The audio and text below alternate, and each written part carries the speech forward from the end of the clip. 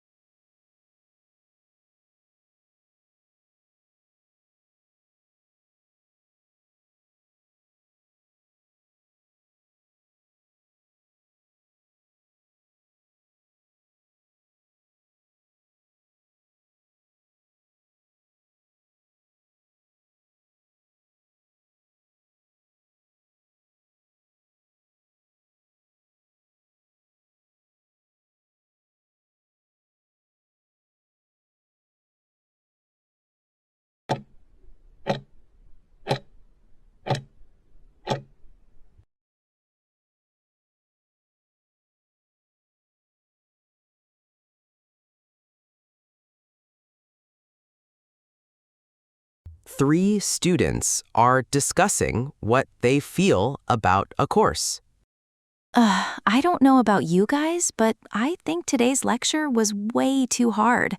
The professor kept jumping between different theories, and I could barely keep up with what he was saying. By the time he started explaining that third concept, my notes were just a jumble of scribbles. I even missed the part about next week's quiz. Yeah, I get what you mean. But honestly, I think it gets easier if you go through the reading list first. The professor mentioned those books for a reason. If you read them before class, the lecture makes a lot more sense. Maybe. But the reading list is so long. There are like 7 books and 4 articles. I don't even know where to start. Do I need to read every single page, or is there a way to pick out the important parts? Well, actually, it's pretty easy to find those books on the library website. They usually have all the course readings listed there, organized by week, and you can just search by title. Oh, and most of them have PDF previews, so you can flip through the contents to see which chapters the professor highlighted. Oh, really? I didn't know that. I've been wasting time scrolling through random websites trying to find summaries. Most of them are either too vague or don't match what the professor talked about. I should have checked the library first instead of struggling with those. It's totally fine. Half the class didn't realize the library had all this stuff at first. If you get stuck, the librarian is super helpful. Last week, I couldn't find one of the recommended articles, and she showed me exactly how to access it online. She taught me how to use the library's archive database, and we found it in 5 minutes. She even printed out the key sections for me. With the library and the librarian helping find reading materials, doesn't that just show how important the reading list is? See, that's why I keep saying the reading list is your best friend. If you read ahead, you're not going in blind during the lecture. And trust me, once you've read them, the lecture won't feel half as hard. Okay, you've convinced me. I was skeptical at first, but hearing you both talk about it makes sense. If the library is that easy to use and the reading list actually lines up with the lectures, I'll try checking the library website tonight and maybe talk to the librarian if I get lost. Sounds like she knows her stuff. I'm willing to give it a shot. Good plan. Once you get the hang of it, finding the readings is pretty quick. I used to spend hours stressing over it, but now I can pull up what I need in 10 minutes. Also, you can bookmark the course page so you don't have to hunt for it every time.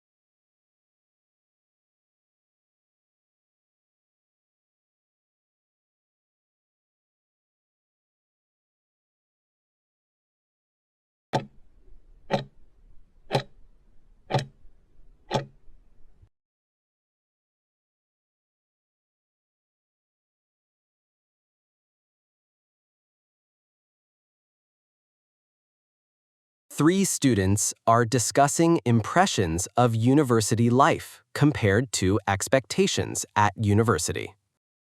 Honestly, I thought uni would be a bit more like those movies, you know? Like less studying, more just like having fun. The amount of work for my science and tech classes has been way harder than I thought, especially with all the lab reports and homework due every week. It's definitely a big change from high school. I totally get that, Lily. The studies here really surprised me too, especially trying to manage lectures and all the reading. But on the other hand, I've found the social life to be way better than I expected. I've joined a couple of clubs and met so many different people. It's a really great community, much more welcoming than I thought it would be. Yeah, the social side has been a nice surprise for me too. But I actually thought I'd have more freedom to choose my classes and learn at my own speed. It feels like there are still so many required classes and set schedules, which kind of limits that independent way of studying I was hoping for. I thought I'd be able to guide myself more. That's a good point, Jessica. I mean, sure, we have more flexibility than high school, but it's not quite the make your own degree dream I imagined. Plus, I find it hard to get enough sleep because there's always something due or some event I feel like I should be at. It's like I'm always trying to balance everything. I actually think there's a lot of freedom, even with the main classes. You get to choose how you manage your time and what study methods work best for you, which is a huge step up from being told what to do all the time. For me, that independence in daily life, like cooking for myself and budgeting, has been the biggest thing I've learned and something I really enjoy. I agree with daily life independence. That's definitely true. But when it comes to studying, I just feel like I'm still following a set path instead of just exploring what I'm interested in naturally. I guess I had this dream of really getting into unique subjects, but the basic classes feel a bit too much like high school extensions sometimes. Right? It's like the difference between what they tell you about uni and what it's actually like every day is bigger than I thought. I imagined having endless deep talks in coffee shops, not late nights in the library with instant noodles. Still, I wouldn't change the experience. It's just very different. Yeah, it's definitely not a nonstop party, but the challenge of the schoolwork is actually pretty rewarding when you do well on a tough assignment. And while the social life isn't always like a sitcom, the real connections you make here feel a lot more real and supportive. I've found a good balance, eventually. I think that's it. It's about adjusting what you expect and finding your own flow. It's less about the big, sudden changes I thought would happen, and more about growing as a person in small ways and learning to handle more responsibility. I'm definitely learning a lot, just not always what I expected.